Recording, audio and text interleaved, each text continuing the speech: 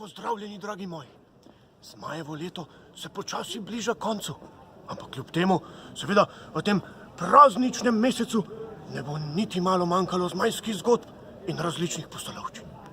Tukaj za mano v stanovski dvorani se bo v soju, bom rekel, praznične okrasitve, ki jo Ljubljanski grad ponuja, odvila prava arhitekturna projekcija o poti zmaja. V vsem tem prazničnem vzdušju, dragi moji, pa seveda se morate na lastne oči prepričati, da so zmaji prijazna bitja.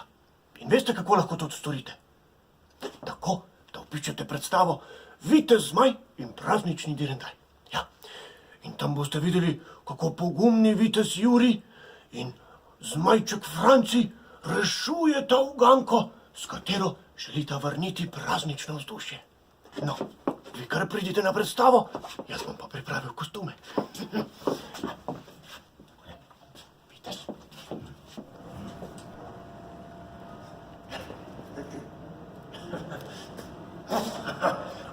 Takole, veste kaj, vsi zmajski in grajski navdušenci, za vas imam en poseben izziv. Tukajle, pred temi zmajskimi krili, dajte narediti en tak lep selfie in si zaželite nekaj lepega v prihajajočem letu. In takole, ena modrost strani zmajev za vas. Kako najlažje ujeti svoje sanje? Tako, da verjamete vanje.